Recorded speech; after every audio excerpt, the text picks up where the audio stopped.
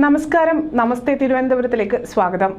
വോട്ടെടുപ്പ് ആരംഭിച്ചു. ഇനിയെല്ലാം തിരുവനന്തപുരത്തെ വോട്ടർമാരുടെ കൈകളിലാണ്. രാജീവ് ചന്ദ്രശേഖറിന്റെ വിജയമാണ് തിരുവനന്തപുരത്തിന്റെ വിജയം. തിരുവനന്തപുരത്തിന്റെ തീരാ ദുഃഖത്തിന് പരിഹാരം. മടിച്ചു നിൽക്കാതെ എത്രയും വേഗം പോളിംഗ് ബൂത്തിലെത്തി കൂടുതൽ വോട്ടുകൾ വികസനത്തിനായുള്ള വിജയം ഉറപ്പിക്കാനുള്ള ബാധ്യത ഇനി നമ്മളിലാണ്. കൈവരാൻ പോകുന്ന വികസനം മാത്രം മുന്നിൽ കണ്ടുവേണം വോട്ട് ഇടാൻ. പരാജയ ഭീതിയിൽ മുന്നണികൾ പരത്തിയ നുണപ്രചരണങ്ങൾക്കുള്ള മറുപടിയാകണം രേഖപ്പെടുത്തുന്ന ഓരോ വോട്ടും. പുതിയ പരീക്ഷണത്തിനൊരുങ്ങി നിൽക്കുന്നതിന്റെ ഒട്ടേറെ ഉദാഹരണങ്ങളാണ് തിരുവനന്തപുരത്ത് കാണുന്നത്.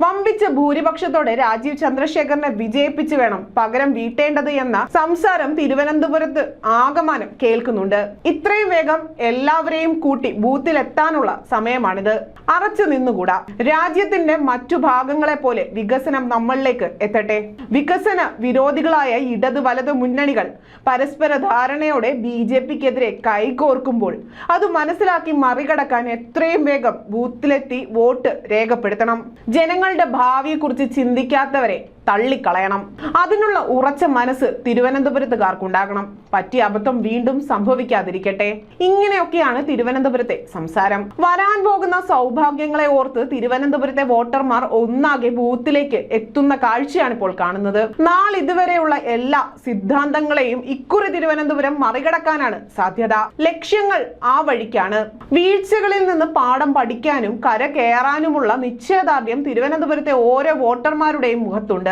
മാറി ചിന്തിക്കുന്നതിന്റെ ആ ലക്ഷണം വോട്ടുകളായി മാറുമ്പോൾ വഴിമാറുന്നത് തിരുവനന്തപുരത്തിന്റെ മാത്രമല്ല കേരളത്തിന്റെ ഒട്ടാകെയുള്ള മുഖച്ഛായ കൂടിയാകും. അതിനുള്ള തീരുമാനമാണ് തിരുവനന്തപുരത്തുകാർ എടുത്തു കഴിഞ്ഞിരിക്കുന്നത്. അതെ, തലസ്ഥാന നഗരി ആദ്യം മാതൃകയാകട്ടെ, മികച്ച ഒരു തുടക്കമാകട്ടെ. ഉറപ്പായും തിരുവനന്തപുരം BJPയുടെ വ്യക്തമായ മേൽക്കൈ തന്നെയാണ്. വോട്ടർമാരോട് പറയാൻ ഒന്നേയുള്ളൂ, എത്രയും വേഗം ബൂത്തിലെത്തി വോട്ട് രേഖപ്പെടുത്തണം. ഇനി വൈകിക്കൂടാ.